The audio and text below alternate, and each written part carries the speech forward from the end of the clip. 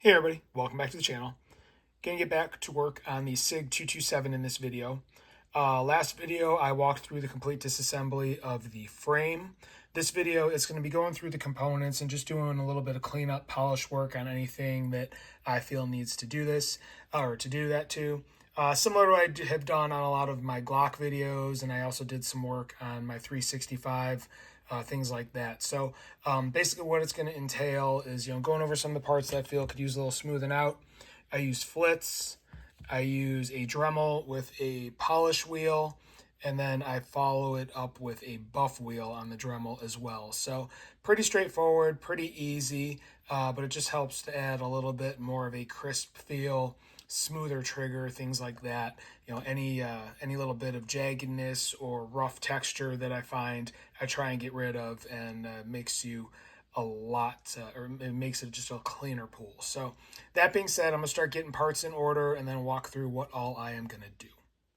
So first thing I want to check, like a Glock, you have rails that are separate. The Sig, it's part of the frame.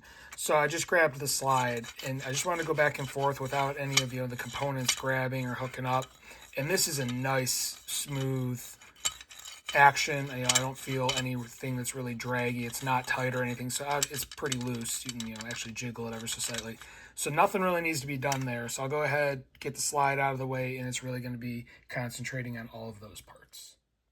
All right, so here's the group of parts I really want to concentrate on.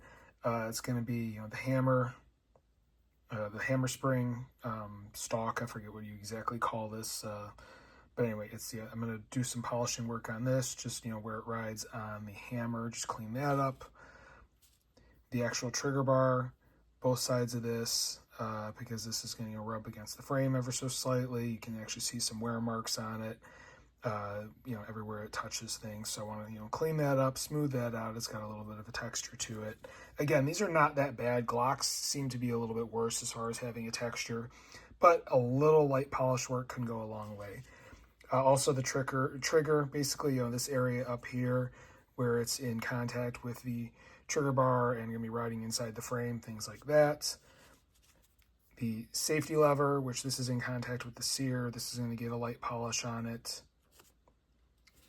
I'm also going to do the slide stop lever on the inside here because it's rubbing up against things, and also on this side here, just where it sits inside the frame. And then, of course, the hammer and sear. You can kind of see this is not cocked. Right here is where it grabs when it's cocked. So I'm going to go ahead, do some polish work on the sear. Again, still not too bad, but it's got a little texture to it. And same thing with the hammer. This area here on the sides, and then obviously where it engages the sear, just do some light polishing. Again, you do not want to remove material because you do not want to impact the safety of the firearm. So you are just looking to clean it up a little bit to give it a nice, more smooth function. So first thing I'm going to do is a very light polish with some flits, and then I'll follow it all up with a buff wheel. Real quick, these are what the actual polish wheels look like that I got. I got them off Amazon. I forget what brand they are or whatnot. So they came in assorted sizes. You can see I've already got one on the Dremel here. This is the one I tend to use the most. And then this is the Dremel buff wheel that I'll finish things off with. It's got like a pre-impregnated polish or whatever in it too, a final buff on metal. So just want to let you know what I'm using, but I'll be using the flits with this bit. And this is another one out of that same set just for smaller spaces. All right, quick update. I did the flits on these 4 parts, the stamped steel items. Those are done. Now I need to do the remaining 4, where I'm going to do a little bit of touch-up work with the flits, and then it'll be time to grab the buff wheel. All right, and I'm done going over all these parts. The locking block, I went over the top here because the barrel does ride along it, as well as the ramp for the round, and then also the underside little ramp there where the barrel engages it. It's definitely, a little smoother. All the areas I touched up, like, I feel on the trigger here, it's a little bit rough. Up here where I went, added, it's a little smoother. Same with the hammer, smoother, a little bit rougher. And the sear, I did like the entire sear. I did end up using that smaller bit that I had right there, just to get into some of the tight spaces on the hammer and the sear where the two engage. So next up is the buff wheel. I'm going to go over all those 8 parts again with the buff wheel just to do a final polish on them, and then I will be back. All right, and here's everything after doing the buffing. I mean, it's not going to look a ton different just because I wasn't trying to blow through the coating that Sig puts on here, but you can see this is a lot shinier than it was, and I mean, you feel it, and it's much more smooth. You know, you feel this in the trigger here, and there's like no resistance whatsoever, because I did go over the little pin that goes in the trigger, so that is nice to feel. Also, I mean, the biggest notice you're probably going to find is in this engagement right here between these two spots, because here's the cocked, and that's the release right there, and then this is where it sits when uncocked. So like right here where the sear rides on the trigger in this area is going to be your biggest difference as far as that goes, and then everything else will be, you know, this, you know, the trigger on here, the outside of this metal, this where it rides up on the safety and the slide, which I'll get to in another video, and then the back of this, which is going to be catching on the safety bar to release the sear. So those areas all nice and smoothed out, nice transition. I also again went over the hammer spar, that's pretty good, and then this is nice and smooth as well, including the ramp there.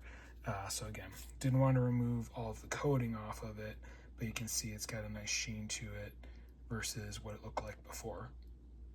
That's kind of the difference. So that is what I was looking to get out of the polish work. Again, not looking to have this, you know, remove all of the coating. Like you can see here, it's thin, but you know, here it's thicker. So that was, you know, the goal. I didn't want to remove it all because I did want some protection, being that this is going to sit in a, you know, safe quite a bit, but I still wanted to just kind of clean it up ever so slightly and show you what the process is.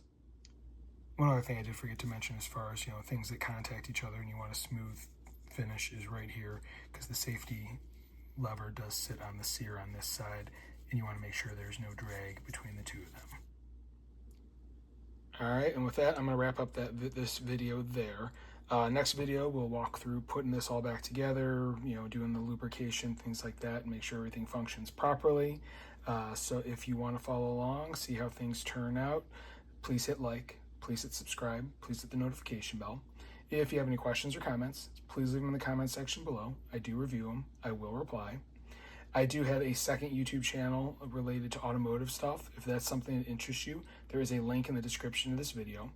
I also have a Rumble channel where I am posting a lot of my firearm content. If you're on Rumble, I'd appreciate it if you'd follow the link in the description and start following my channel there. That being said, thank you very much for watching, and have a great day.